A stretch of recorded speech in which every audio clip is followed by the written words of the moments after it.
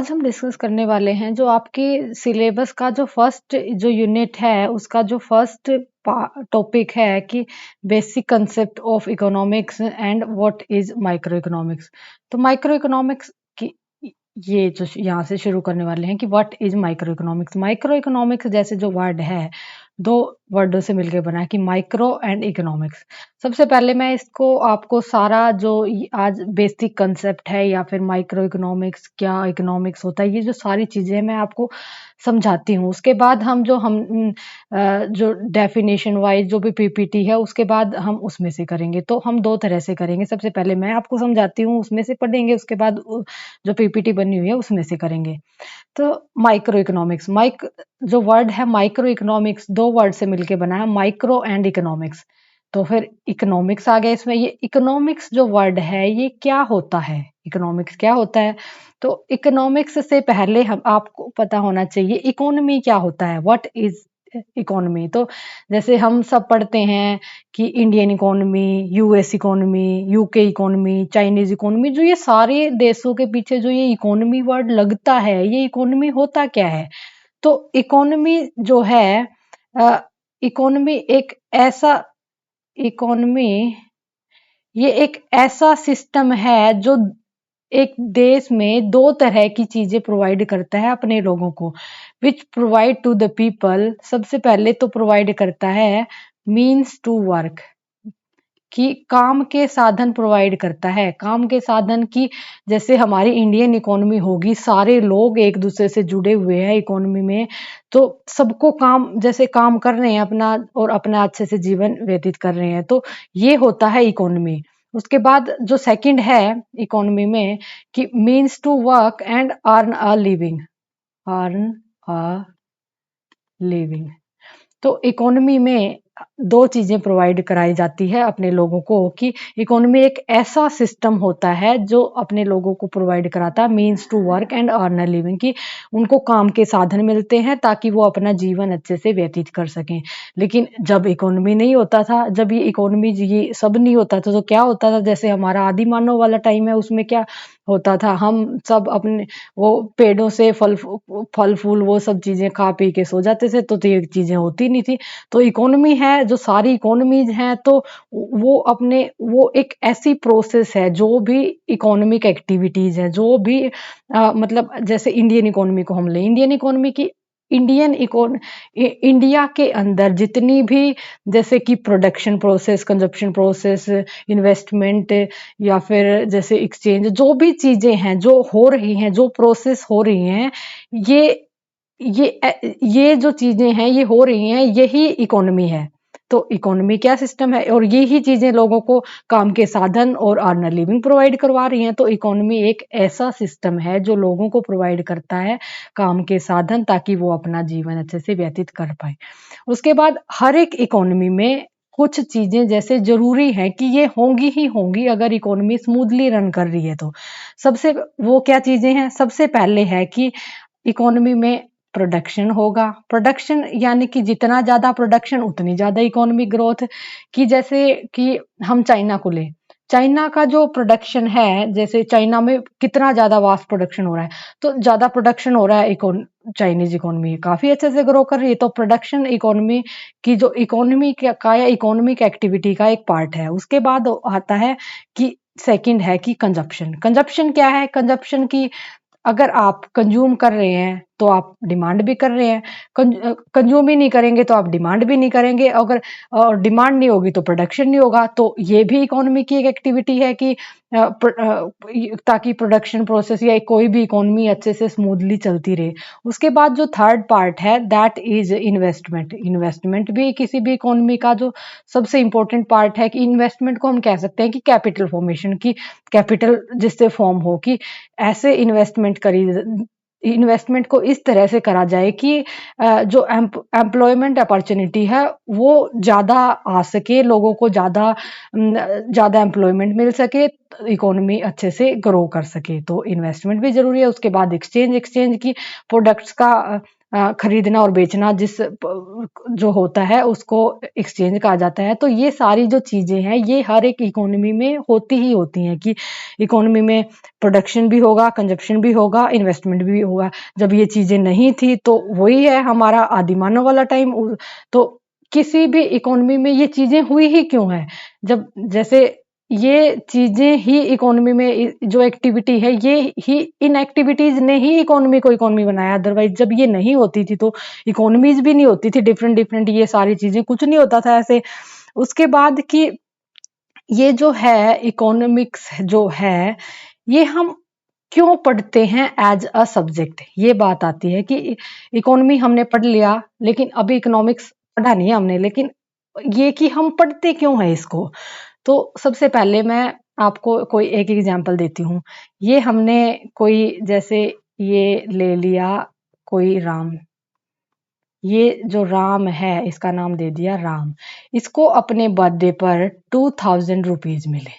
उसके बाद अब ये अपने 2000 रुपीज से क्या सोच रहा है कि मैं अपने फ्रेंड्स को पार्टी दे दूं, या फिर ये सोच रहा है कि मैं अपने शूज खरीद लूं। इसने सोचा हुआ है कि मैं अपने क्लोथ्स खरीद लूं, या फिर अगर इसका बुक्स पढ़ने में इसका ज़्यादा इंटरेस्ट हुआ तो इसने कोई लिस्ट बना रखी है कि मैं अपनी बुक्स परचेज कर लूं। या ये खेलने में ज़्यादा अच्छा हुआ तो इसका किसी किसी स्पोर्ट्स में इसकी इंटरेस्ट है तो ये सोच सकता है कि मैं अपना कोई स्पोर्ट्स का जैसे बैडमिंटन ले लूं या कुछ और जो भी इसका जिस भी स्पोर्ट्स में ये अच्छा है तो वो चीज़ खरीद लूं। या फिर ये सोच रहा है कि मैं अपना सेविंग कर लूं। मतलब ये इतनी चीजें कर सकता है, इसके पास रुपए हैं ओनली 2000।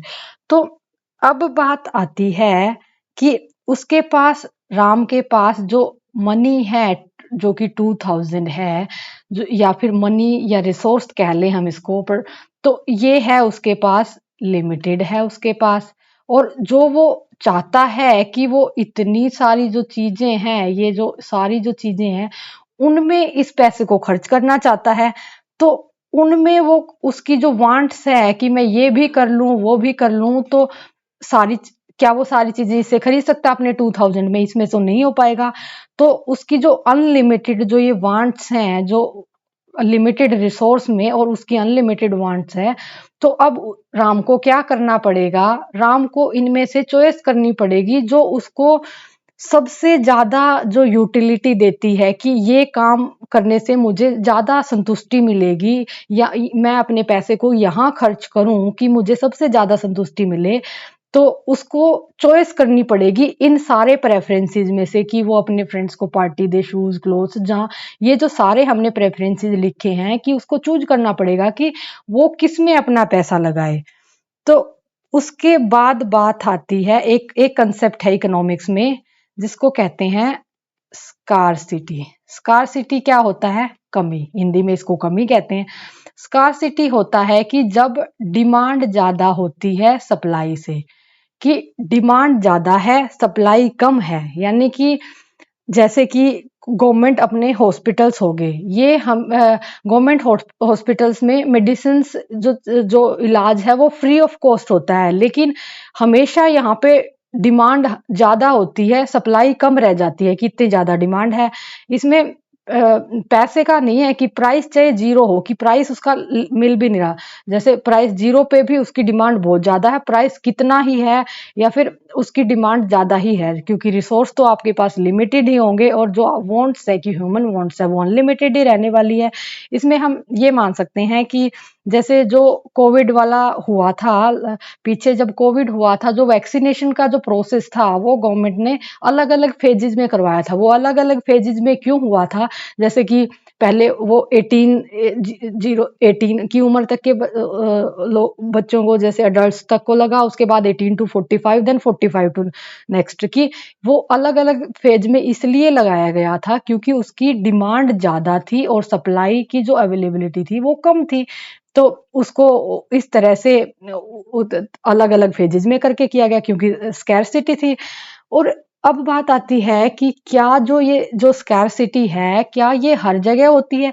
कि जो डेवलप्ड कंट्रीज है, यूएस है, तो इन इन देशों में क्या स्कैरसिटी होती है या नहीं होती? ये सब में होती है स्कैरसिटी, क्योंकि सबकी जो ह्यूमन नेचर है, वांट्स तो अनलिमिटेड होती हैं, उनके पास रिसोर्सेज होते हैं, रिसोर्सेज जैसे कि अब राम के पास मनी की फॉर्म में है, उसके पास 2000 ही है। अगर प्रोडक्शन की फॉर्म में देखें तो रॉ मटेरियल हमारे पास लिमिटेड रहता है, तो उसी में हमें अनलिमिटेड वांट्स को सेटिस्फाई कराना पड़ता है। ये हो गया आपका स्कैर्सिटी की डिमांड हमेशा ज्यादा रहेगी सप्लाई से। तो अब राम को जो ये चॉइस करनी पड़ी कि उसके जो लिमिटेड जो रिसोर्स थे, जो उसके लिमिटेड रिसोर्स थे, उसको अपनी अनलिमिटेड वांट्स में से जो एक चूज करना पड़ा कि वो किस में क्या चीज करे जो उसको मैक्सिमम सेटिस्फेक्शन दे। तो जो ये चॉइस की प्रॉब्लम आ गई। तो इसका जो हमारा नेक्स्ट कंसेप्ट है वो ये है कि economic economic problem. Economic problem और एक होता है इकोनॉमिक्स में central economic problem. Central economic problem different concept है, वो हम आगे डिस्कस करेंगे, लेकिन यहाँ पे है कि इकोनॉमिक प्रॉब्लम। इकोनॉमिक प्रॉब्लम क्या जनरेट हुई कि स्कार्सिटी के कारण, कि ये आपको चॉइस करना पड़ा, कि राम को चॉइस करना पड़ा अपनी अनलिमिटेड वांट्स में से कि उसके पास लिमिटेड रिसोर्स थे, कि उसके पास economic problem is a problem of choice which economics problem is a problem of choice which has two things, कि उसके लिमिटेड रिसोर्स है आपके पास, अनलिमिटेड वांट्स है जो कि राम के पास थी। ये इकोनॉमिक प्रॉब्लम है। उसके बाद की प्रॉब्लम चॉइस की आती ही क्यों है, कि हमें क्यों चूज करना पड़ता है। हमें क्यों चूज करना पड़ता है, क्योंकि आपके पास हमेशा जो रिसोर्सेज है वो आपके पास स्केर्स होंगे, कि वो हमेशा ही आपके पास रिसोर्सेज की जो स्केर्स, ये हो गई इसकी स्पेलिंग, हाँ, रिसोर्सेज हमेशा ही आपके पास स्केर्स होंगे, कि कम ही रह जाएगी, डिमांड हमेशा ही ज्यादा रहेगी सप्लाई से। First one. उसके बाद कि इनके जो है अनलिमिटेड आपकी वांट्स रहने वाली है, कि ह्यूमन नेचर है, वांट्स अनलिमिटेड ही रहेगी, कि उसमें से उसको बैलेंस बिठाना पड़ेगा कि मैक्सिमम वो किसको प्रेफरेंस दे, उसके बाद उसके नेक्स्ट बाद किसको दे। वो हम आगे जैसे आगे भी इकोनॉमिक्स जैसे पढ़ते जाएंगे वो चीजें बाद में आएंगी, कि इस यहाँ अब के लिए हमारे पास यही है कि उसके पास अनलिमिटेड वांट्स है, जैसे राम के पास थी। राम को चूज करना पड़ा कि इन में से कौन सी चीज उसको ज्यादा सेटिस्फेक्शन दे रही है, तो उसके पास अनलिमिटेड वांट्स है। उसके बाद थर्ड आता है कि अल्टरनेटिव यूज, कि हर चीज के, यहाँ पे लिख लेते हैं अनलिमिटेड वांट्स। उसके बाद जो थर्ड है उसका है कि अल्टरनेटिव यूज। अल्टरनेटिव यूज मतलब कि हर एक चीज जो है कमोडिटी है उसके यूज बहुत सारे हैं। वो तो किसी इंडिविजुअल पे ही डिपेंड करेगा कि उसने अपना जो मनी है वो कहाँ पे लगानी है। जैसे मैं एग्जांपल दूंगी आपके, जैसे हमारे घरों में जो इलेक्ट्रिसिटी आती है वो अपने हम घर के लिए यूज करते हैं। किसी फैक्ट्रीज में जो इलेक्ट्रिसिटी है वो प्रोडक्शन प्रोसेस के लिए यूज करते हैं। कि अलग अलग यूज हो गए, कि इलेक्ट्रिसिटी तो वही है, ऐसा चेंज नहीं हुआ कि इलेक्ट्रिसिटी अलग होगी, तो उसके अल्टरनेटिव यूज हो गए। वो किसी इंडिविजुअल पे ही डिपेंड करेगा कि उसने उसका यूज करना कहाँ है। उसके अब इन सारे कंसेप्ट को पढ़ने के बाद हम पढ़ेंगे कि इकोनॉमिक्स क्या होता है। इकोनॉमिक्स जो है, इकोनॉमिक्स को हम सिंपल जो टर्म है उसमें पढ़ते हैं कि इकोनॉमिक्स जो है वो एक स्टडी है जो ये बताती है कि एक इंसान किस तरह से अपने जो रिसोर्सेज का बेस्ट उपयोग करता है, जो उसके पास लिमिटेड रिसोर्स है उनका, ताकि वो सोसाइटी की नीड्स को सेटिस्फाई कर पाए। ये इकोनॉमिक्स है। उसके बाद है कि इकोनॉमिक्स जो है वो एक सोशल साइंस है। सोशल साइंस यानी कि कंप्लीट साइंस नहीं है। कंप्लीट साइंस का मतलब कि जो साइंस में जो एक्सपेरिमेंट होते हैं वो यूनिवर्सल ट्रूथ होते हैं, कि वो जो एक्सपेरिमेंट है वो चाहे आप इंडिया में परफॉर्म करो, यूएस में करो, यूके में करो, उससे रिजल्ट वही आने वाला है। जैसे कि हम H2O का एग्जांपल लें कि 2 हाइड्रोजन और 1 ऑक्सीजन से वाटर बनेगा, कि आप इसको इंडिया की लैब में परफॉर्म करें, यूएस यूके कहीं भी परफॉर्म करें, इससे वाटर ही मिलेगा आपको। लेकिन अगर जैसे इकोनॉमिक्स जो है, इकोनॉमिक्स में जो एक जगह, या फिर जैसे कि कोई एक जगह कोई पॉलिसी काम कर रही है तो जरूरी नहीं कि वो सारे दूसरे देशों में भी करे। जैसे कि यूएस है, यूएस ने कोई पॉलिसी इंप्लीमेंट कर दी कि इससे उनकी इकोनॉमी ग्रो करेगी, लेकिन ऐसा जरूरी नहीं है कि वो इंडिया के केस में भी काम कर जाए। तो इसी तरह से ये है कि ये एक साइंस नहीं है, कंप्लीट साइंस नहीं है, मतलब कि ये एक सोशल साइंस है। तो इसकी जो डेफिनेशन है ये है कि it is a social science which studies the way in which a society can choose to use its limited resources to satisfy their unlimited wants of various sector of the society। तो ये इसकी definition खत्म होगी।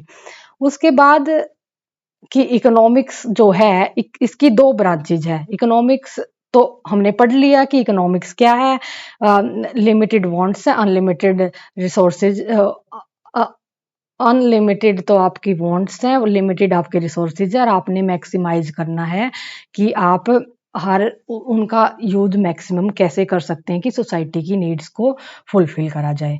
उसके बाद की economics की branch, economics की दो ब्रांच हैं। रैगनर फ्रेश ने 1933 में इकोनॉमिक्स को दो ब्रांचों में डिवाइड किया था कि एक तो है micro economics and the another one is macro economics. इसके बाद से हम पढ़ेंगे अपना जो आपका जो पीपीटी वाला सेक्शन है, यही सेम जो पीपीटी में किस हिसाब से है उस हिसाब से करवाती हूँ। वापस हम फिर से शुरू पे आते हैं कि माइक्रो इकोनॉमिक्स, माइक्रो इकोनॉमिक्स जो है, माइक्रो इकोनॉमिक्स दो वर्ड कंटेन करता है, माइक्रो और इकोनॉमिक्स। उसके बाद आपको पता होना चाहिए इकोनॉमी क्या है। इकोनॉमी एक ऐसा सिस्टम है जो आपको मीन्स टू वर्क देता है, और ताकि ये अपने लोगों को मीन्स टू वर्क देता है, काम के साधन देता है, एंड अर्न अ लिविंग, ताकि वो अपना जीवन अच्छे से व्यतीत कर पाए। उसके एक नेक्स्ट डेफिनेशन भी है इसकी, it is a system spread over a particular area that reveals the nature and level of diverse economic activity in that area, की जो भी इकोनॉमिक एक्टिविटी उस पर्टिकुलर एरिया में हो रही है, जो भी प्रोडक्शन, कंजप्शन, इन्वेस्टमेंट, एक्सचेंज, वो सारी जो प्रोसेस है वो भी इकोनॉमिक्स है। वो हमने ऑलरेडी स्टार्टिंग में डिस्कस किया था कि इकोनॉमी जो भी, जैसे इंडियन इकोनॉमी में है का जो एग्जांपल लें, तो इंडियन इकोनॉमी के अंदर जो भी प्रोसेस, जो भी एक्टिविटीज जो हो रही हैं, तो वो एक वो इकोनॉमी हो गया। उसके बाद है कि हर इकोनॉमी में कुछ एक्टिविटीज या कि इकोनॉमी के स्मूथली रन करने के लिए कुछ एक्टिविटीज होती हैं जो होंगी ही होंगी। अगर इकोनॉमी में वो एक्टिविटीज, वो चीजें ना हो तो वो इकोनॉमी ही ना हो। कि जैसे पहले इकोनॉमीज होती ही नहीं थी, जैसे आदि मानव में सारा हम वैसे घास फूस खा के ही हमारा वो फल फूल खा के हम सो जाते थे, तो ये सब चीजें होती ही नहीं थी। जब इकोनॉमीज हैं वो डिफरेंट डिफरेंट, तो उन सब में ये सारी एक्टिविटीज होती हैं। तो ताकि जैसे कि कोई एक बार हम इकोनॉमिक एक्टिविटीज पे आते हैं। इकोनॉमिक एक्टिविटीज जो एक्टिविटी है जो कि बेस्ड है कि scarce use of scarce for the satisfaction of human want, की स्केर्स रिसोर्सेज का कैसे यूज करें कि ह्यूमन वांट्स को सेटिस्फाई किया जा सके, कि मैक्सिमम वे में ह्यूमन वांट्स को सेटिस्फाई किया जा सके। तो जो आपकी इकोनॉमिक एक्टिविटी है, चार, production, consumption, investment and exchange, तो ये चारों इकोनॉमी में जरूर होंगी। उसके बाद है कि प्रोडक्शन क्या है। प्रोडक्शन जिसके कारण कि किसी इकोनॉमी में किसी भी गुड्स एंड सर्विसेज की वैल्यू इंक्रीज हो जाती है, और प्रोडक्शन होना जरूरी है क्योंकि प्रोडक्शन हो रहा है इकोनॉमी में, ज़्यादा प्रोडक्शन हो रहा है, इकोनॉमी ज़्यादा ग्रोथ कर रही है, प्रोडक्शन का लेवल कम है, इकोनॉमी की ग्रोथ कम है, तो प्रोडक्शन। उसके बाद है कि कंजप्शन, कंजप्शन ही, अगर कोई कंजप्शन ही नहीं करेगा, डिमांड नहीं होगी, डिमांड नहीं होगी तो प्रोडक्शन नहीं होगा। तो वही है कि प्रोडक्शन, कंजप्शन भी उतना ही ज़रूरी है। जैसे कि कंजप्शन क्या होता है कि ये होता है कि डायरेक्ट यूटिलिटी से रिलेटेड होता है, कि ये डायरेक्टली सेटिस्फाई करता है वांट्स को। जैसे कि आपने पिज़्ज़ा खाना है, आपने डायरेक्टली उसको कंज्यूम किया, तो वो आपका कंजप्शन हो गया। आपने कोई शर्ट पहन ली कि आप वो पहनना चाहते थे, तो वो आपका कंजप्शन हो गया, कि ये डायरेक्टली वांट्स को सेटिस्फाई करता है।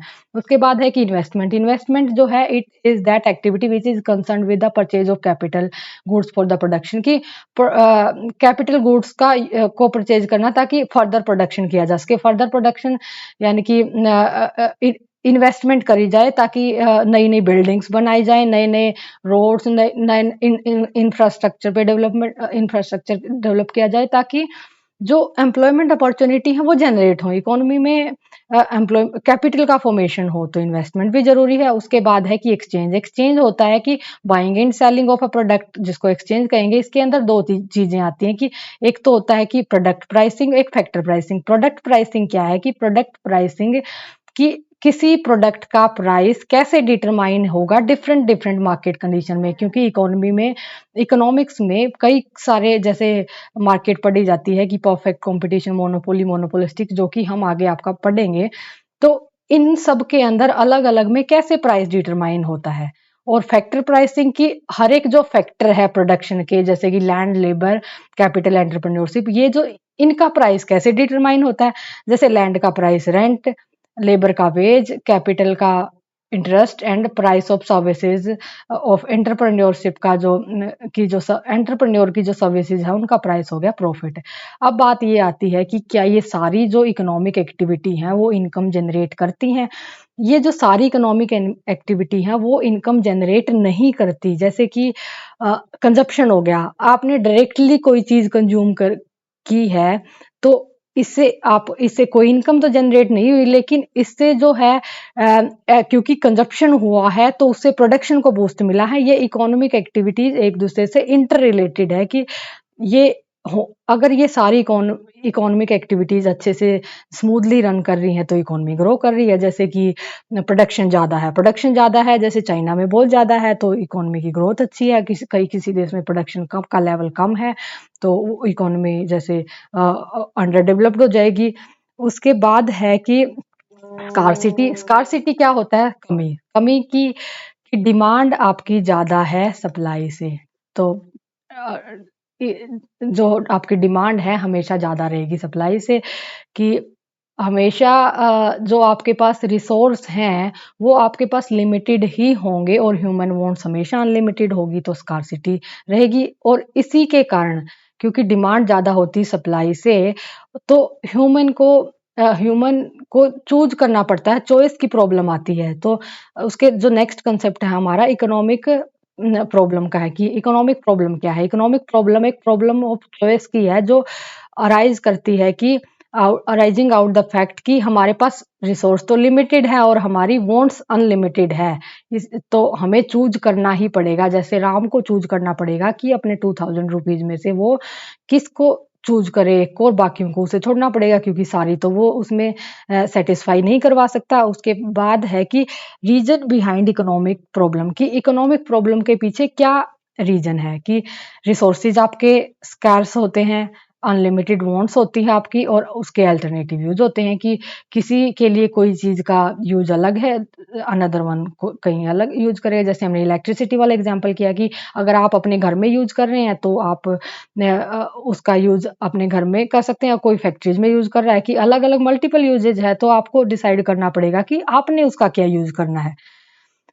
उसके बाद है कि इकोनॉमिक्स क्या है। इन सारे जो कंसेप्ट है उनको पढ़ने के बाद आता है कि इकोनॉमिक्स क्या है। इकोनॉमिक्स जो है is a economics is a science of human behaviour, कि ये ह्यूमन बिहेवियर की साइंस है जो कि कंसर्न होती है किसके साथ, with the allocation of scales means in such a manner कि कंज्यूमर मैक्सिमाइज कर सके अपना सेटिस्फैक्शन, प्रोड्यूसर अपना प्रॉफिट मैक्सिमाइज कर सके, और society can maximise their welfare. की इकोनॉमी में जो भी तरह के जैसे कंज्यूम एक्टिविटीज जो हो रही थी, या फिर जिस टाइप के लोग हैं, consumer, producer, as a society, वो सब लोग अपना जो कंज्यूमर अपना वो जो भी कंज्यूम कर रहा है उससे उसको मैक्सिमम सेटिस्फेक्शन मिले, प्रोड्यूसर है उसको प्रॉफिट ज़्यादा मिले, मैक्सिमाइज हो उसका प्रॉफिट, सोसाइटी है उसको वेलफेयर उसका ज़्यादा से ज़्यादा हो। तो और वो भी जब उसके रिसोर्स है वो उसके पास लिमिटेड ही रहने वाले हैं और उसकी वांट्स अनलिमिटेड है, उसमें वो इस तरह से चूज करे, यही इकोनॉमिक्स है। उसके बाद आती हैं इकोनॉमिक्स की ब्रांचेज। इकोनॉमिक्स की दो ब्रांचेज है। रैगनर फ्रेश जो इकोनॉमिस्ट थे उन्होंने 1933 में इकोनॉमिक्स को दो ब्रांचेज में डिवाइड किया है कि एक है माइक्रो इकोनॉमिक्स और दूसरा है मैक्रो इकोनॉमिक्स। माइक्रो इकोनॉमिक्स और मैक्रो इकोनॉमिक्स, अब जैसे कि आपके सीईटी में माइक्रो इकोनॉमिक्स के ही 4 यूनिट्स हैं, मैक्रो इकोनॉमिक्स आपके हैं नहीं। लेकिन एक बार डिफरेंस के पर्सपेक्टिव से माइक्रो और मैक्रो में मैं आपका डिफरेंस करवा देती हूँ, उसके बाद से हम सिर्फ माइक्रो वाला ही करेंगे। जैसे कि अब हम इनका डिफरेंस देख देख लेते हैं कि माइक्रो इकोनॉमिक्स में माइक्रो जो है, सबसे पहले हम देखेंगे इनकी डेरिवेशन। डेरिवेशन की ग्रीक वर्ड जो माइक्रो है, ग्रीक वर्ड माइक्रोज से, MIKROS, माइक्रोज से लिया गया है, जिसका मीनिंग होता है स्मॉल, कि स्मॉल लेवल पे। उसके बाद मैक्रो है, वो भी ग्रीक से लिया गया है, उसका जो वर्ड है मैक्रोज, MAKROS, जिसका मीनिंग है लार्ज, कि लार्ज लेवल पे, as an as a whole. उसके बाद की मीनिंग क्या है, मीनिंग देखें कि जैसे माइक्रो का सेकंड वर्ड है आई से इंडिविजुअल, कि ये इंडिविजुअल लेवल पे इकोनॉमिक प्रॉब्लम को स्टडी करता है। ए से एग्रीगेट, की एग्रीगेट लेवल पे स्टडी करता है मैक्रो। ये याद करने के लिए सिर्फ कि जो माइक्रो इकोनॉमिक्स है ये इंडिविजुअल लेवल पे स्टडी करता है इकोनॉमिक प्रॉब्लम को, कि एज अ इंडिविजुअल, कि मेरे पर्सपेक्टिव में इकोनॉमिक प्रॉब्लम, आपके पर्सपेक्टिव में। लेकिन जो मैक्रो है वो एज अ होल, कि पूरी इंडियन इकोनॉमी में, तो सबके कि मेरा आपका सबका कंबाइन करके, तो वो मैक्रो इकोनॉमिक्स हो गया। उसके बाद कि क्या माइक्रो इकोनॉमिक्स का कोई दूसरा नाम है? यस, माइक्रो इकोनॉमिक्स का दूसरा नाम है, इसको कहा जाता है प्राइस थियरी भी कहा जाता है। और मैक्रो इकोनॉमिक्स है, इसका जो दूसरा नाम है वो है कि theory of income and employment, ये इसका दूसरा नाम है। उसके बाद कि कौन कौन से टूल हैं जिनके, जैसे माइक्रो इकोनॉमिक्स को हम कैसे जानते हैं कि डिमांड एंड सप्लाई से, और मैक्रो इकोनॉमिक्स को हम, ये जो टूल हैं इसको हम कैसे जानते हैं कि मैक्रो इकोनॉमिक्स में हम एग्रीगेट डिमांड, एग्रीगेट सप्लाई, ये चीज़ें पढ़ी जाती हैं।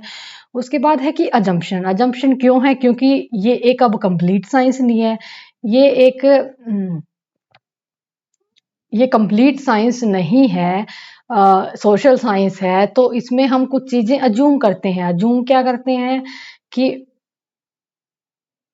अज्यूम करते हैं कि जब हम माइक्रो लेवल पे पढ़ रहे हैं तो हम मानते हैं कि एज अ मैक्रो लेवल ये जो चीज़ें हैं कांस्टेंट रहेंगी, और मैक्रो पे पढ़ेंगे नहीं, अगर मैक्रो पे पढ़ेंगे तो ये कंसीडर करेंगे कि माइक्रो वेरिएबल कांस्टेंट रहेंगे। जैसे, ये समझ नहीं आया, मैं बताती हूँ कि जैसे अगर माइक्रो इकोनॉमिक्स में है, माइक्रो इकोनॉमिक्स में जब हम स्टडी करते हैं, जो चीज़ें होती हैं तब अज्यूम कर लिया जाता है कि मैक्रो वेरिएबल कांस्टेंट रहेंगे। कि कैसे? कि अगर मैं मेरी इंडिविजुअल पे अगर मैं कोई इंडिविजुअल कुछ कर रही हूँ तो एज अ होल क्या हो रहा है मुझे इससे कोई फर्क नहीं पड़ता, तो उसमें वो सारे वेरिएबल मेरे लिए कांस्टेंट हैं। उस और अगर मैक्रो इकोनॉमिक्स में कि कोई कि पूरी देश का जब हम कर रहे हैं तो कोई इंडिविजुअल क्या कर रहा है उससे कोई फर्क नहीं पड़ता, तो वो वेरिएबल जैसे कांस्टेंट हो गए, वो एज अ एग्रीगेट सारा स्टडी किया जाता है। उसमें एग्जाम्पल क्या है? एग्जाम्पल जो माइक्रो इकोनॉमिक्स के हैं, जैसे कि इंडिविजुअल इनकम, इंडिविजुअल आउटपुट, सारा इंडिविजुअल इंडिविजुअल, कि मेरा खुद का या फिर आपका खुद का अकेले का हो सकता है एज अ इंडिविजुअल लेवल। लेकिन मैक्रो में कि मेरा भी, आपका भी, और जो लोग हैं इकोनॉमी में सबका मिला के, तो वो नेशनल, जैसे कि national income, national output, output यानी प्रोडक्शन, तो ये सब मैक्रो इकोनॉमिक्स में आपका आता है। तो इस तरह से आपका ये फर्स्ट जो पार्ट है, फर्स्ट यूनिट का, ये कंप्लीट होता है।